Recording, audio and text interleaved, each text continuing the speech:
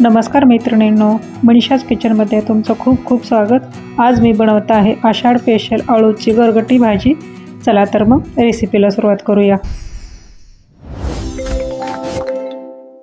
अळूची भाजी बनवण्यासाठी ताजी कोवळी हिरवीगार आणि देठासहित पाने घ्यायचे आहेत। सुरुवातीला थोडंसं लिंबू हाताला चोळून घ्यायचं आहे, म्हणजे हाताला खाज सुटणार नाही किंवा हाताला चरचरणार नाही। सुरुवातीला अळूची पाने अशी देठापासून वेगळे करून घेऊयात। अळूची देठे असे सोलून घ्यायचे आहेत। पूर्ण साल काढून घ्यायची आहे।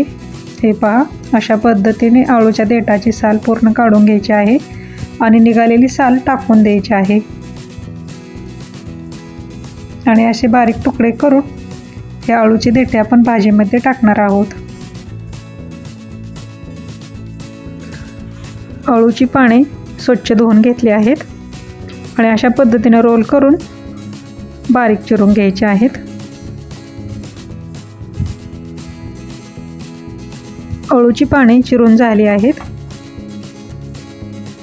कुकरमध्ये टाकून घेऊया।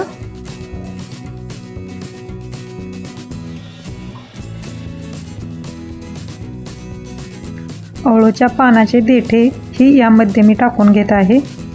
हरभरा डाळ यामध्ये टाकून घेत आहे। डाळ 10 मिनिटं भिजवून घेतली होती मी। मिरचीचे तुकडे यामध्ये टाकून घ्यायचे। आता पाणी टाकून कुकर बंद करून गॅसवर ठेवून देऊया। कुकरच्या 3-4 शिट्ट्या काढून घेऊन भाजी शिजवून घेतली आहे। भाजी शिजली आहे। आता भाजीसाठी वाटण तयार करून घेऊया। भाजून घेतलेले शेंगदाणे, लसूण आणि कोथिंबीर हे सर्व एकत्र बारीक करून घेत आहे। वाटण असं जाडसर करून घ्यायचं आहे। भाजी मिक्सरवर बारीक करून घ्यायची नाही, अशा पद्धतीने पळीने हटून भाजी बारीक करून घ्यायची आहे। असं केल्यास भाजीला छान चव येते। आता भाजी एका बाउलमध्ये काढून घेतली आहे मी। आता यामध्येच मी शेंगदाणा, लसूण, कोथिंबीर कूट टाकून घेत आहे। मीठही यामध्ये टाकून घ्यायचं आहे आणि छान मिक्स करून घ्यायचं आहे। आता गॅसवर कढई ठेवून तेल टाकून घेतलं आहे। फोडणीला जिरी टाकून घ्यायची आहे। जिरी जराशी लालसर झाली की मोहरी टाकून घ्यायची आहे।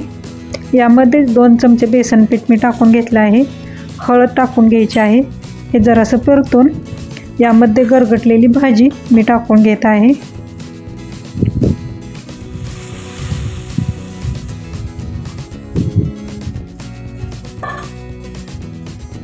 सर्व बाजूने मिक्स करून घ्यायचे आहे। भाजी पातळ बनवायची असेल तर वरून पाणी टाकू शकता। थोडंसं पाणी टाकून घेतलं आहे।